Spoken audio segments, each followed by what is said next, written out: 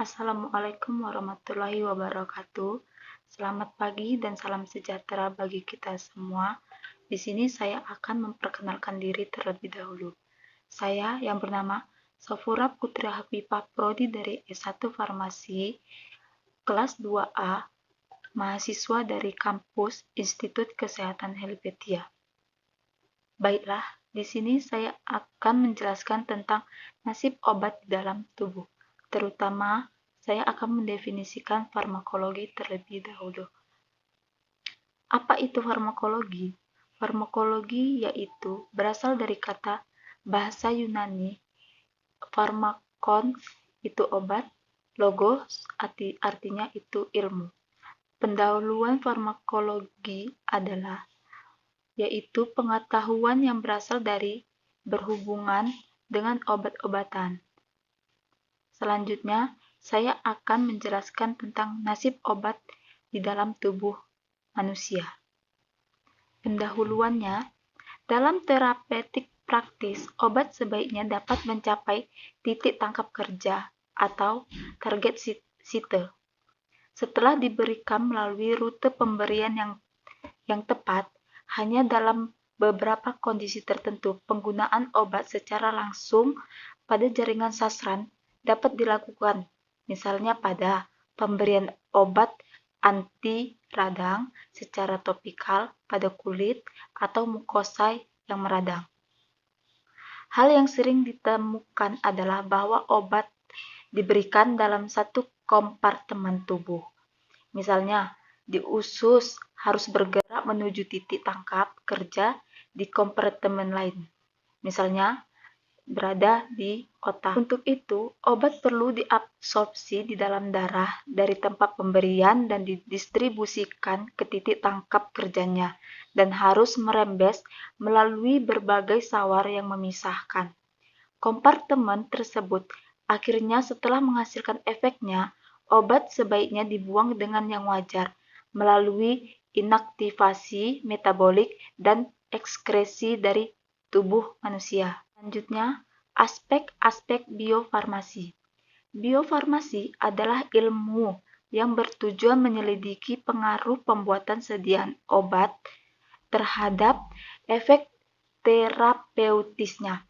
Efek obat tidak tergantung pada efek farmakologinya saja, tetapi juga kepada cara pemberian dan terutama alam faktor formulasinya. Faktor formulasi yang dapat mempengaruhi efek obat dalam bentuk 1.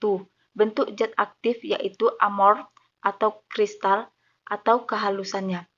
Kecepatan disolusi obat berbanding lurus dengan luas permukaannya. Artinya, semakin kecil ukuran partikelnya, semakin luas permukaan kontaknya, sehingga semakin baik disolusi atau kelarutannya. Kedua, keadaan kimiawi atau ester, garam kompleks, dan sebagainya. Zat hidrat yang mengandung air kristal seperti pada ampicillin trihidrat ternyata dapat menyebabkan absorpsi menjadi lebih lambat dibandingkan dengan bentuk kimianya yang mengandung air kristal yaitu ampicillin. Ketiga, zat pembantu yaitu zat pembantu, zat pelekat, zat pelicin, zat pelindung dan sebagainya.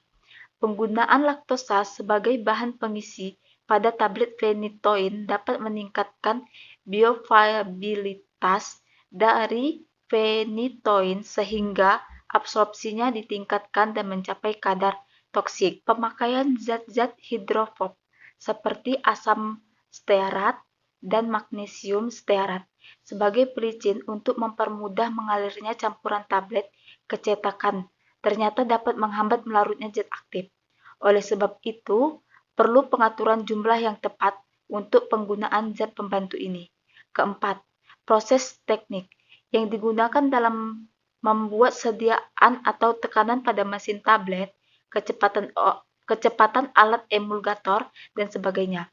Tekanan yang terlebihan pada pembuatan tablet dapat membuat tablet memperlambat waktu hancur tablet sehingga proses absorpsi zat aktif akan terhambat.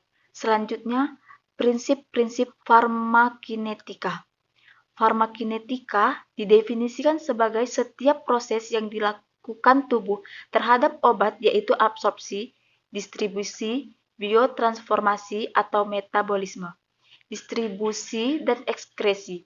Dalam arti sempit, farmakokinetika khususnya mempelajari perubahan-perubahan kontraksi dan obat pada metabolisnya di dalam dan di jaringan berdasarkan perubahan waktu.